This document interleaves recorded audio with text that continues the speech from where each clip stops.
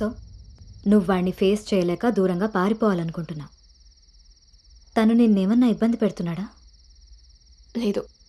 వాడు నీలో అనునే చూస్తున్నప్పుడు నువ్వు వాడిలో రిషిని ఎందుకు చూస్తున్నావు? నువ్వు కూడా వాడిలా నార్మల్గా బిహేవ్ చేయి.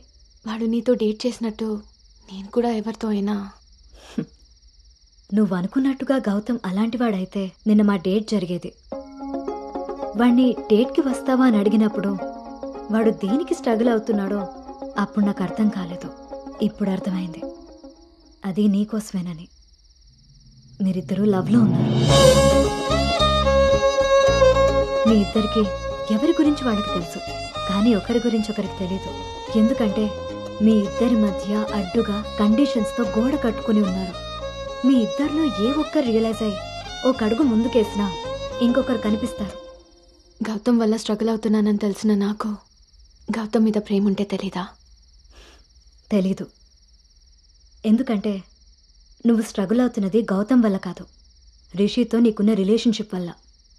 అది నువ్వు తప్పని ఫీల్ అవుతున్నావు కాబట్టి.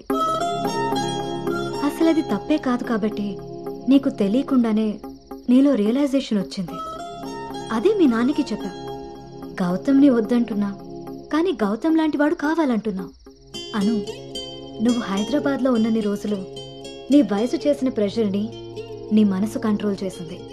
కానీ ఆ రోజు ట్రైన్లో చూసింది 10th యాక్సిడెంటల్గా ఫస్ట్ కిస్ చేసిన గౌతమ్నే అని తెలిసాక నీ వయసు నీ మనసుకి తోడై తన మీద నీకున్న లవ్ని కన్విన్స్ చేసి తనతో రొమాన్స్ చేసేలా చేసింది. ఇప్పటి వరకు మీ ఇద్దరి మధ్య ఉన్న ఈ రిలేషన్షిప్ని నువ్వు లస్ట్ అనుకుంటున్నావు, కానీ అది లవ్. దానికి దీనికి తేడా నాకు నీకు ఉన్నంత. తెలియక జరిగిన పొరపాటుని తెలిసాక కూడా తప్పుగా మిగిలిపోనివ్వద్దు. గౌతమ్ నేను ప్రాజెక్ట్ పని మీద గోవా వెళ్తున్నాం. నేను వెళ్తే మన కంపెనీకి ప్రాజెక్ట్ వస్తుంది. అదే నువ్వెళ్తే నీ లైఫ్కి ఒక క్లారిటీ వస్తుంది. ఇన్నాళ్ళు మీ శరీరాలు మాట్లాడుకున్నాయి, ఒక్కసారి మీ మనసులు మాట్లాడుకునే అవకాశం ఇస్తే నువ్వున్న డైలమాకి సమాధానం దొరుకుతుంది.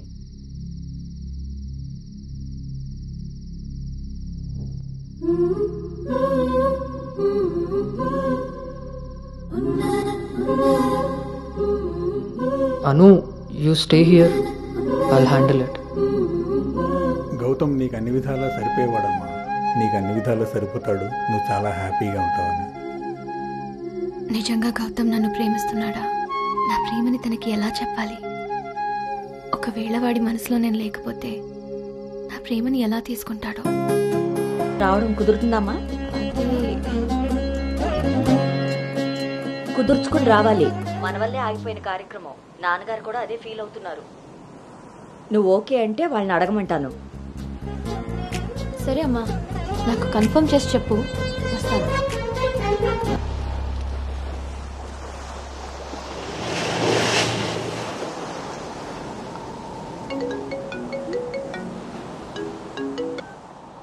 అమ్మా, అబ్బాయి ఈ వారం చూపులకు వస్తాడట.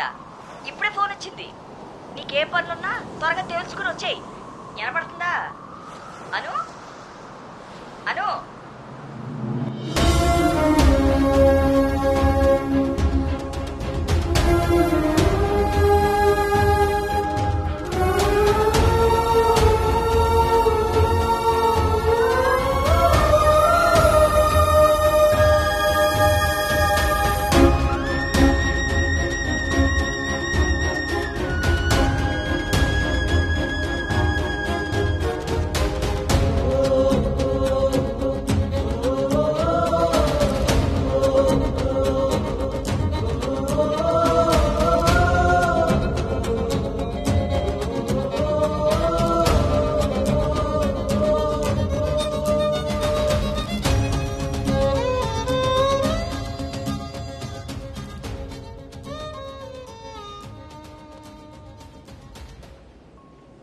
తన మనసులో నేనున్నానో లేదో తెలుసుకొని తనకి నా ప్రేమ గురించి చెబుదామనుకుంటే కనీసం తన ఆలోచనలో కూడా నేను లేనని చెప్పకుండానే చెప్పి వెళ్ళిపోయింది.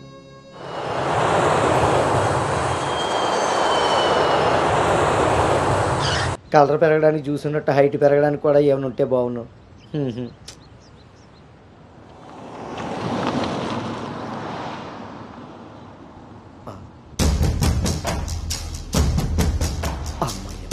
దొరికాడు.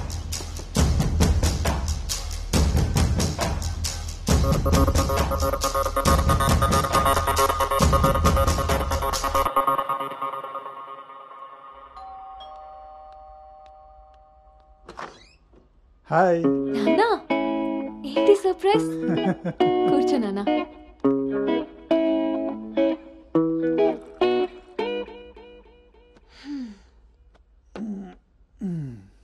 ఇప్పుడు మనం లంచ్కి బయటికి వెళ్తున్నాం, నువ్వు రెడీ అయ్యరా. Okay 5 minutes. సరే.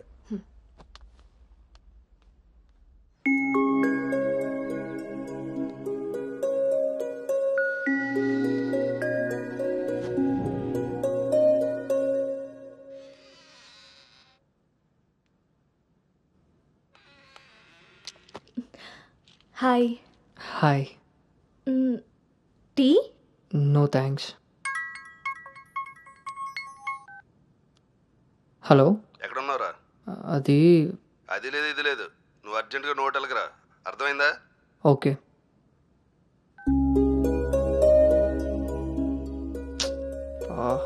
ఏమైంది గౌతమ్? అర్జెంటుగా నోవోటెల్కి వెళ్ళాలి, క్యాబ్ బుక్ అవ్వట్లేదు. నేను డ్రాప్ చేస్తాను కదా.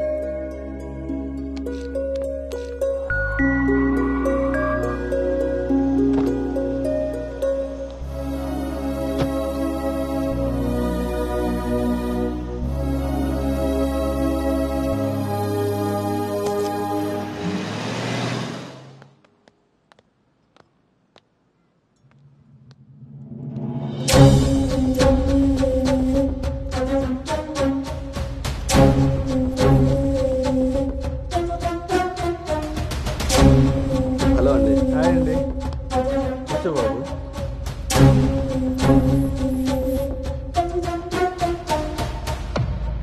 బాబు, మా అమ్మాయి అను.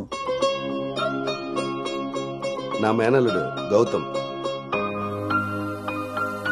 మా అమ్మాయి ఇక్కడే స్మార్ట్ వర్క్ సొల్యూషన్స్లో వర్క్ చేస్తాం. ఓహో, ఏం కావాలి బాబు? ప్రైవసీ కావాలన్నగారు. మనం వీళ్ళకి పెళ్లి చూపులు అరేంజ్ చేసి మనం వాళ్ళనే చూస్తూ కూర్చుంటే ఇంకా వాళ్ళు ఏం మాట్లాడుకుంటారు? ఓ కదా, పదండి అటు రండి. వెళ్దాం.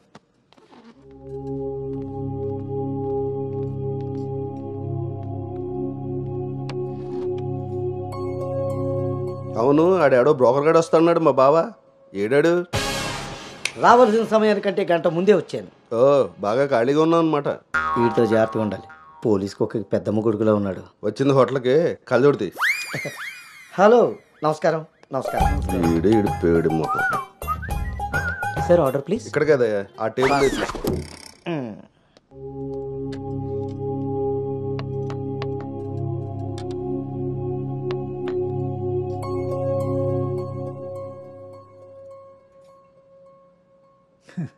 మేము మా అమ్మాయిని చుట్టూ ఉన్న ప్రపంచం తెలియకుండా పెంచితే మీరు మీ అబ్బాయిని అసలు ప్రపంచం అనేదే తెలియకుండా పెంచారే. కరెక్ట్గా చెప్పారు. అందుకే ఎదురుగా ఉన్న మీ అమ్మాయిని చూడటం మానేసి నేల చూపులు చూస్తున్నాడు యాదవ. ఇక జీవితంలో అప్పులు చేయకూడదు. ముందు సాలిపేట ఎర్రాజుగాడి అకౌంట్ సెటిల్ చేయాలి. ఎస్.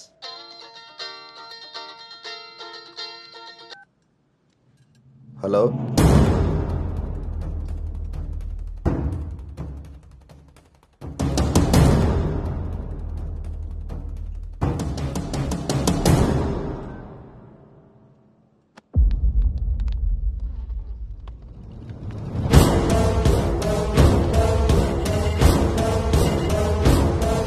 పోరా. నువ్వు హైదరాబాద్ వచ్చి ఎన్ని రోజులైందమ్మా? 7 months అంకుల్. నీకు రిషి అప్పుడే బోర్ కొట్టేశాడా? మా వాడితో పెళ్లి చూపులకి రెడీ అయిపోయావు. రిషి తెలుసా లేదా?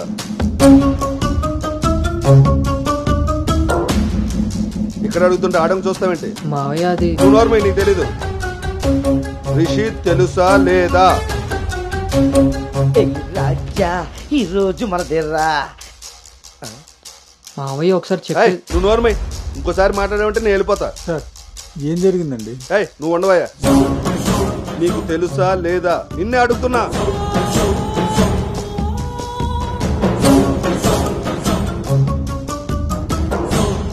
మావయ్య ఒకసారి నేను చెప్పి. మీ నాన్నకు ఫోన్ చేయరా. అది కాదు. నేనే చేస్తాను.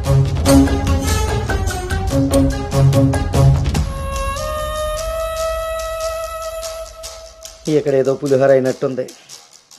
వీళ్ళిద్దరికి తలంబరాలు వేయించడం కంటే నేను వెళ్ళి తాలింపు వేసుకోవడం బెటర్లా ఉంది. చె తినమ్మ జీవితం మొత్తం రివర్స్ అయిపోయింది. అదేం నోటితో వాగిందో అదే జరిగింది. అమ్మాయికి అబ్బాయిని పరిచయం చేసావా? నేను వీళ్ళకి మనవాడిని మాత్రమే పరిచయం చేశాను, కానీ వాళ్ళకున్న చాలా కొత్త యాంగిల్ చూపించారు బావా. మీరు మంచోళ్ళు కాబట్టి ఆ రోజు పెళ్లి చూపుల్లో కళ్ళు తిరిగి పడిపోతే ఒంట్లో బాగోలేక పడిపోయింది అనుకున్నారు. ఒళ్ళు కొవ్వెక్కి కొట్టుకుని పడిపోయిందని తెలుసుకోలేకపోయారు. ఊళ్ళో పెట్టాల్సిన పెళ్లి చూపులు గుట్టు చప్పుడు కాకుండా ఇక్కడెందుకు పెట్టారో తెలుసా బావా? నలుగురికి తెలిసేలా అక్కడ పెడితే ఈవిడి గారి బాగోతం మనకెక్కడ తెలుస్తుందో అని జాగ్రత్తగా ప్లాన్ చేసి మీకు సంబంధం లేని ఒకటి మీకు మనవని చేద్దామని చూస్తున్నారు. అంతే బావా. అలాగే మా బావ ఈ సంబంధం క్యాన్సిల్ అని చెప్పాడు. నేను చెప్పేది మూసుకుని రారా. వీళ్ళది ఒక ఫ్యామిలీ, మళ్ళీ వీళ్ళకి సంబంధాలు. ఎవరైనా మన మాట అన్నప్పుడు మనకు కోపం వస్తే ఆ మాట అబద్ధం, బాధ వస్తే ఆ మాట నిజం. మీరేం ఫీల్ అవుతున్నారో ఆలోచిస్తే మీకే అర్థమవుతుంది నేను అన్న మాటలు అబద్ధాలా నిజాలా అని. నువ్వు రారా.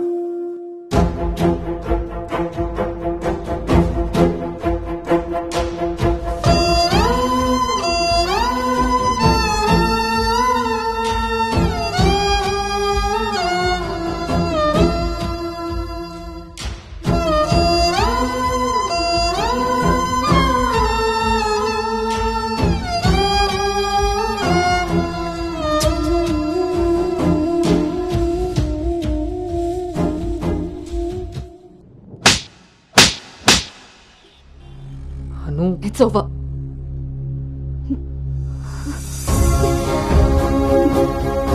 ఏ నమ్మకంతో అయితే నీతో ట్రావెల్ చేశానో ఆ నమ్మకాన్ని చంపేశావు. అసలు నీకు నాకు తప్ప తెలియని రిషి బయటికి ఎలా వచ్చాడు?